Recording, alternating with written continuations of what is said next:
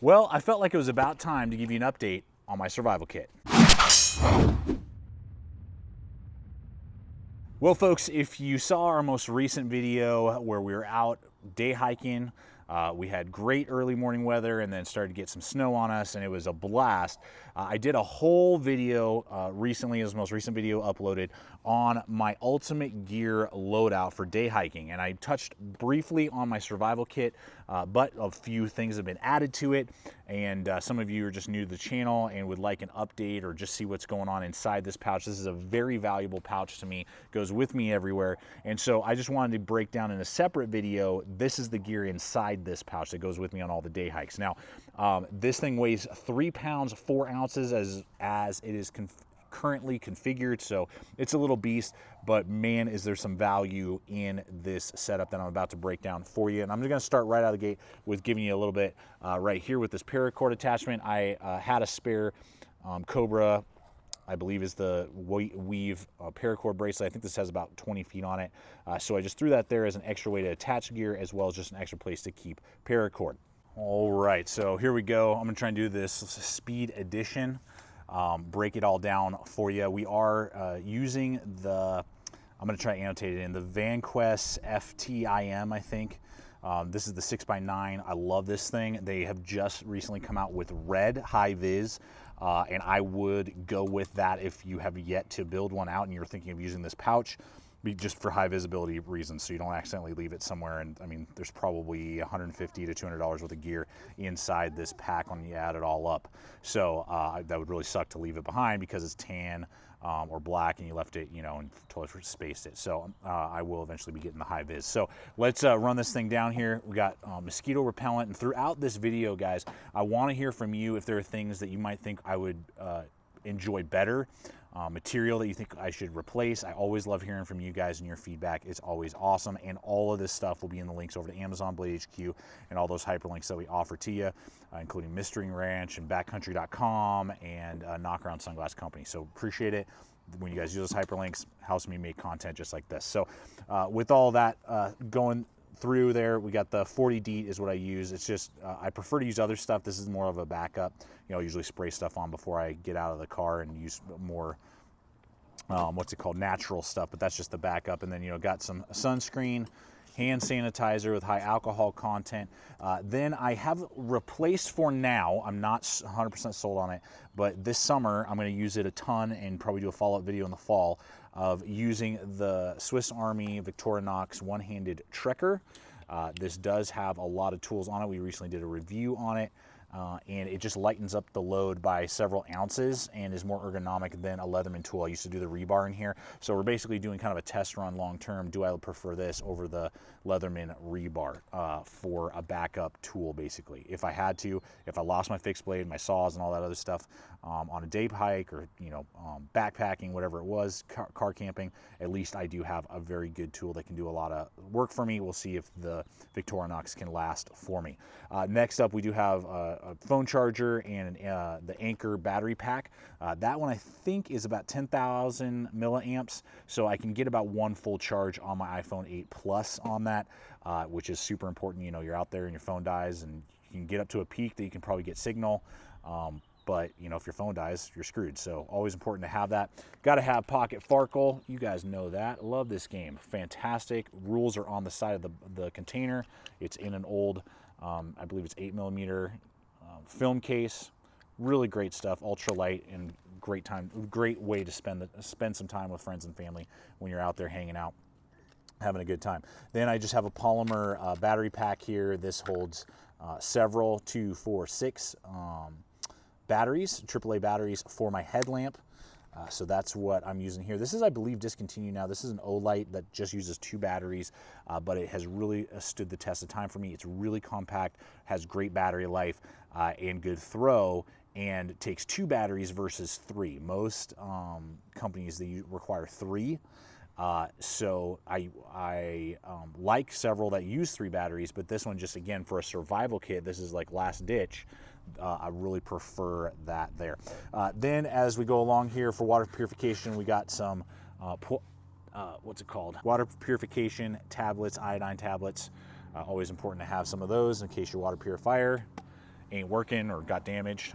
New addition, this is not necessarily the most budget friendly. We will be doing a full review on it soon. But I do see value in it as a one-handed backup option to a Bic lighter, is the Tack Nano Strike. It is USA made, aluminum. It is a spark wheel, so you could do it one-handed if you had injury on one of your hands. You know, you couldn't use the fire steel and your Bic lighter broke. That's really why I'm carrying it. It's $22 though. That's a lot of money. I would say that's like last on the list of stuff to buy if you're thinking of things to buy. The cool thing is it does have a waterproof seal with one tinder pouch in there, so that's a nice feature to have. Best way to spend $22, I would get a fire steel first, I would get a Bic lighter, and then if you still got money to spend, sure, go for it. But it is, since I have it, a great third option for fire steel, or to help start a fire. Then since I'm talking about that, we'll just hit this. Again, I wouldn't necessarily go with this because I have 3 different options, but because I've bought it to test it and review, there is some value to it. Again, about $15 for an Tack waterproof, what's it called? Bic lighter housing, basically. That's what it is. So I have a full-size Bic lighter here, and this will keep it waterproof. It will help it float, so that's another positive as well. And I always do have a Bic lighter in there. It is, again, $15. Yeah, if it was like $8, then maybe it'd be a little bit more, make a little more sense. I like the ideas that Tack has, but man, do they jack up those prices. And if there's any other way for them to do that, I would really prefer that. So then finally over here, this is a Gob Spark, I believe, fire steel, very large, great for throwing. Yeah, it's a gobspark.com. Go to gobspark.com is where I picked this guy up. It is awesome. It is my favorite fire steel. I've tested it out a lot, and it rocks. And it's very big handled, so that it is good for low motor skills. So when it's cold, like in the video that you saw yesterday or today, I don't know when I'm posting it, of the total loadout, you know, it was cold, man. And for a while, my hands were pretty numb. A lot of my motor skills, you know, went down the window. My phone started ringing, all of that. And that was something that would be very needed, is something that was large and not something that's really fine and need fine motor skills to help start a fire. Now, a lot of you, I think last year, were like, why the heck are you carrying a Stanley 3-foot measuring tape? Because purely as a gear reviewer, that's the only reason. So that if I forget something, a spec, I can measure out a knife, I can do the thickness, I could do like the length of a backpack or something. If I'm out on the trail, I don't have cell phone coverage and I can't measure it. It has nothing to do with survival. That's just literally what it is. If I was not a gear reviewer, I wouldn't have that little tape measure in there, but it's nice to have. And then I do have, previously reviewed, the Princeton Tech Amp 1L. Love this thing. Not only does it, again, run on AAA batteries, 2 AAA batteries, it does have a bottle cap opener, so I mean, it's a huge win there. But it's got the little twist head cone, so it works not only as kind of a low light around a campsite or something, but also you can just pry that little thing off. Boom, and it has a really good battery life, waterproof. It's actually for like diving, so that thing is never gonna have any issues with rain or moisture. So it's kind of like a dive light, which is pretty cool. So then I just have a writing pen for my Write in the Rain tablet that is around here somewhere that I'm sure we'll find in a moment. I do have my 20-degree guided sharpener. This is the field sharpener, not the pocket sharpener, because as I've done in other videos, more valuable, has a lot more capability, and can resharpen a lot more tools than just the pocket sharpener, but I always have that with me. Then as we go along here, gonna pull this guy out. We've got an SOL mirror, really good. SOL whistle. We've got my Brunton glow-in-the-dark compass. Got an entire pocket fishing kit. That is also in there. Behind there, got a bandana, always important to have some form of bandana. Have a third light. I actually probably ditch this after now going with the amp, but this is an old UST. They don't make it anymore. It was like $10. Goes for 25 hours, if I remember correctly. 25 hours on one AAA power battery. Gives you like, I don't know, 30, 40 lumens. It's nuts. Love that thing. Really, really nice little flashlight there is a good backup.